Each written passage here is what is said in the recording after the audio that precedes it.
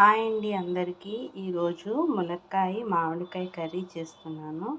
దానికి కావాల్సిన ఇంగ్రీడియంట్స్: ములక్కాయ ముక్కలు ఒక 10, టమాటో ఒకటి, మిర్చి ఒక 2, 3 ఆర్ 4 మీ టేస్ట్ని బట్టి, స్పైస్ని బట్టి, ఆనియన్స్ ఒక 2 అండ్ మ్యాంగో హాఫ్ ఇలా చిన్నగా కట్ చేసుకోవాలి.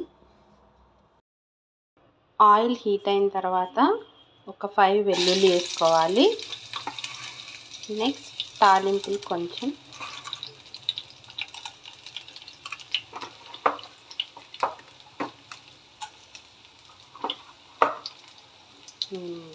జీలకర్ర, ఆవాలు వేసుకొని ఇలా గోల్డెన్ కలర్ కొంచెం లైట్గా వచ్చిన తర్వాత ఆల్రెడీ మనం కట్ చేసి వాష్ చేసి పెట్టుకున్న ములక్కాయలు వేసుకోవాలి.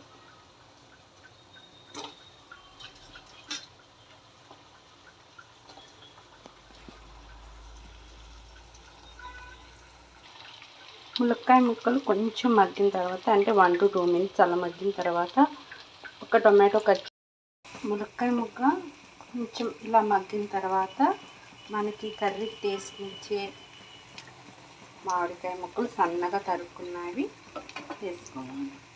అంటే మనం తీసుకున్న ములక్కాయ ముక్కలను బట్టి అండ్ ఆ మామిడికాయ పులుపుని బట్టి మనం ముక్కలు వేసుకోవాలి. ఈ మామిడికాయ నేను టేస్ట్ చేశాను, మరీ అంత పుల్లగా లేదు, సో నేను హాఫ్ వేసుకున్నాను మామిడికాయది. మనం వేసుకున్న ఈ మామిడికాయ ముక్కలు కూడా బాగా మగ్గిపోయినాయి. ఇలా మగ్గిపోయిన తర్వాత, అంటే మనకు మగ్గినాయో లేవో కన్ఫర్మేషన్ తెలుసుకోవడానికి ఇలాగ మనం సైడ్ని ప్రెస్ చేస్తే మెత్తగా అయిపోతుంది. సో ఇలా మగ్గిన తర్వాత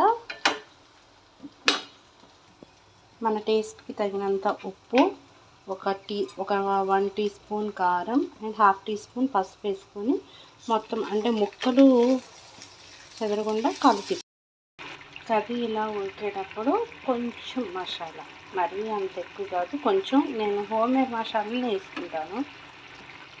ఆ మసాలా రెసిపీ కూడా మీకు ఒకసారి నేను వీడియో చేసి పెడతాను.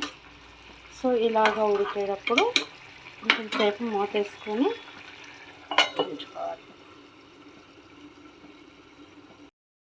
ఇలా ఉడికేటప్పుడు ఫైనల్గా కొత్తిమీర వేసుకొని దింపేసుకుంటే టేస్టీ ములక్కాయ అండ్ మామిడికాయ curry ready. Thank you friends. Like, share and subscribe. RB@Pragna Vlogs.